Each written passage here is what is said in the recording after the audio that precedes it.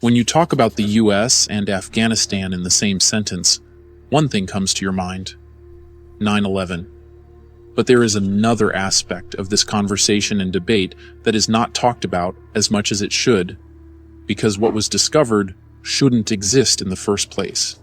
The Kandahar giant conspiracy was, is, and will be one of the most riveting controversies to ever come out of the US and Afghanistan war.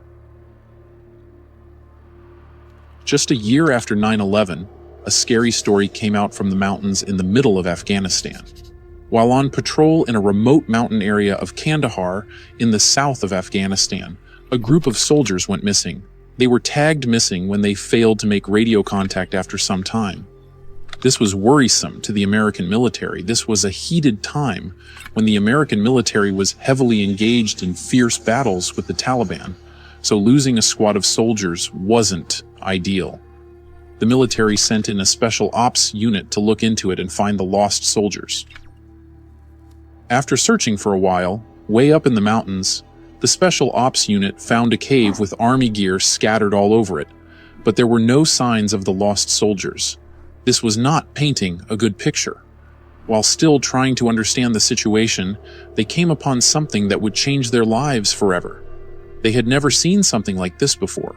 What they saw was a monstrous giant, standing at an astonishing 13 feet.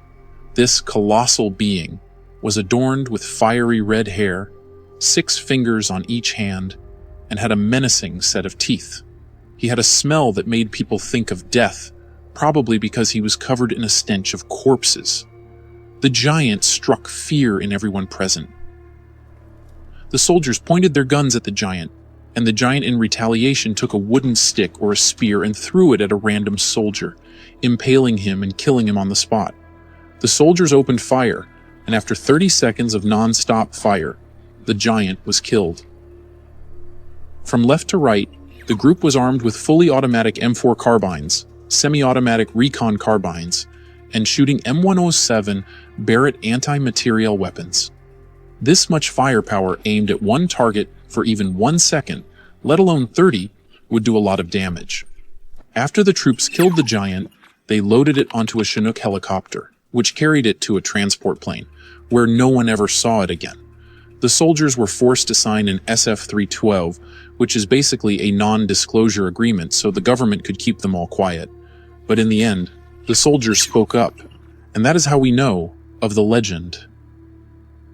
For a long time, this story was kept under wraps. No one really knew the Kandahar story until August 13, 2016, when a YouTube personality named L.A. Marzulli posted a video about the giant story on his YouTube channel. As soon as the video was posted online, it blew up and became famous. In the video, Marzulli claimed to have interviewed one of the soldiers who was actually present and saw the whole thing, and also claimed that the government is hiding both the truth and the giant's body from the public.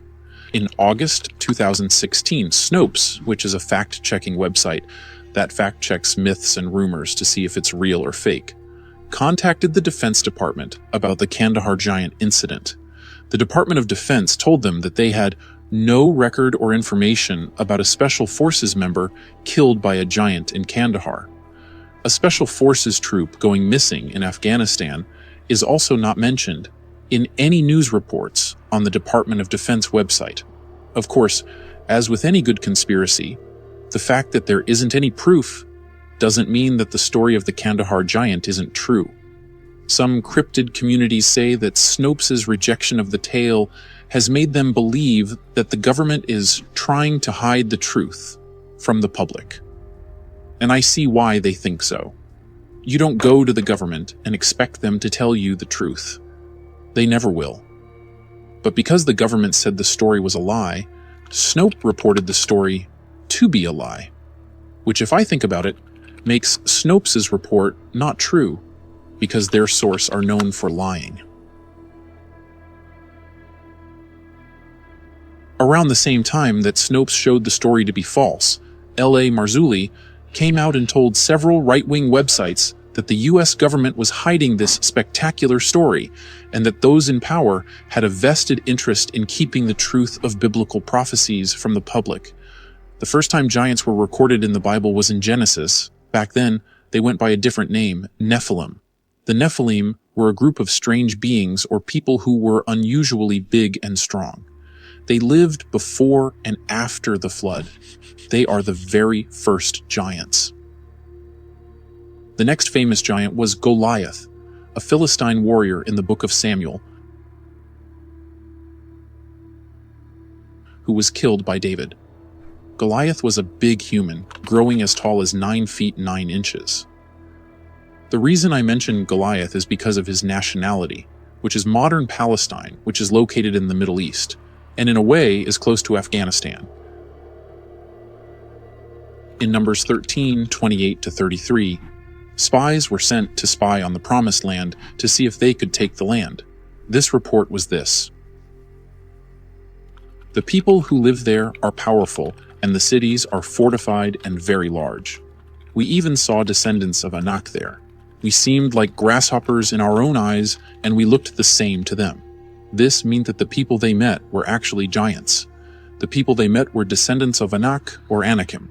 They inhabited the land of Canaan, and these giants were descendants of, you know it, the very first giants, the Nephilim. There are also many descriptions of giants in many other religions, not just in the Bible. The story of Gilgamesh is another story of 2 giants. The ancient Sumerian legend location, if you were to trace it in today's times, is also in the Middle East. It's a whole lot of coincidence that 2 different religions with records of giants just happen to be in the Middle East, and it's the same Middle East that the soldiers also met the giant. This could also mean that the Middle East could be their home, but that's a story for another day. Now, I know some of you watching this video might say that every story of giants told was in fables, and it's because of you people that I did research to find actual giants. And that's when I stumbled upon Robert Wadlow, who was 8 feet and 11 inches tall at just 22 years old. He is known as the tallest person who ever lived, and he still kept growing up until his death. That meant that if he hadn't died, he would have reached heights of 10 feet by the time he clocked 30. Sultan Kosen is another tall person. He is a farmer from Turkey and is the tallest person in the world who is still alive. He currently holds several Guinness World Records thanks to his height of 8 feet and 2 inches. He also has the record for the biggest hand in the world at 27.5 centimeters and the second largest feet in the world at 36.5 centimeters. The reason for this height is from a rare condition known as gigantism. Gigantism was very common in the past. It is a condition that happens when a child or adolescent has high levels of growth hormone in their body, which causes them to grow very tall. But this condition is gradually being phased out because advancements in medicine have made it possible for such defects to be cured. So, I went through this long route of fable, stories, religion, and facts to prove to you that contrary to what you might say or believe, giants do exist. Their decayed bones and records prove all that. So that could mean that maybe, just maybe, the story isn't just a story, but the truth. Those soldiers saw something, and the soldier who died was named Dan, and there is a record of a soldier named Dan that died that year. Weirdly enough, he is the only Dan to have died that year. So that means Marzulli wasn't lying. The story was true. Or everything was a lie. Most videos we cover on this channel are sometimes difficult to ascertain if the story is true or not. Sometimes we go into research to find the answers, but end up with more questions.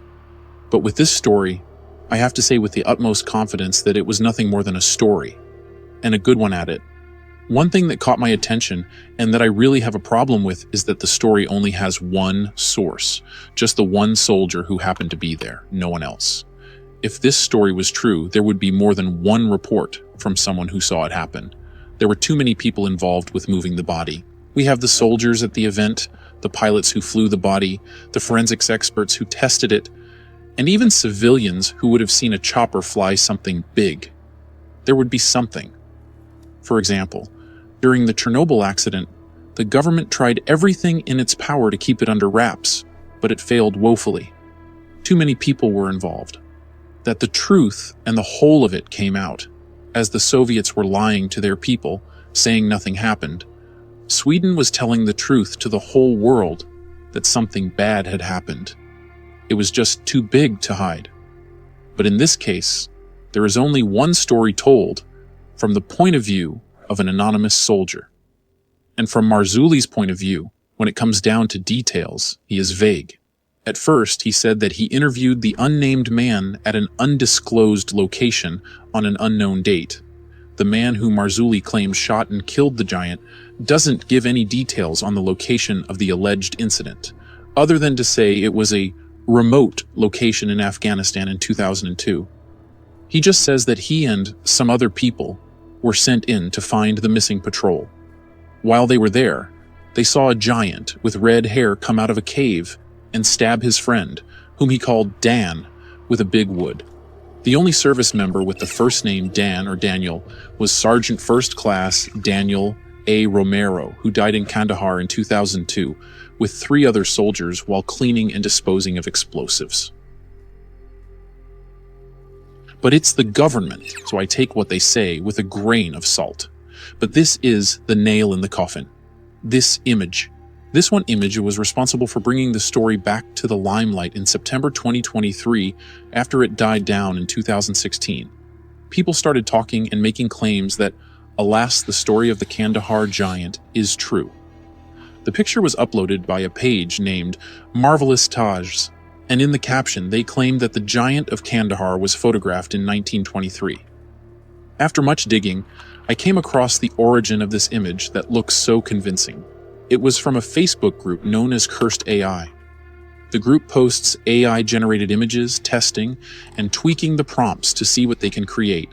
And this picture is one of their creations. To show you how far AI-generated images have come, I decided to do a little test. I will show you 4 files. 2 are AI, and 2 are real, and I want you to choose which one is AI and which isn't. So, now that some of you failed, you can begin to see how easy it is to fall victim to this story. In fact, a news report went viral in January, where a finance worker at a multinational firm was duped into paying out $25 million to fraudsters using deepfake technology to pose as the company's chief financial officer in a video conference call. The duped finance worker wasn't at fault because he thought he was talking to the CFO of the company along with other co-workers of the company. There was no need to think it was foul play. This is just a great example of how a very convincing AI can be used to promote fake stories or claims. I do wish the story was true because I think our world is a fascinating place, not just to us, but to every being in existence. But I can't believe I am saying this, but I side with the government on this. The Kandahar giant conspiracy is nothing more than just a very good story.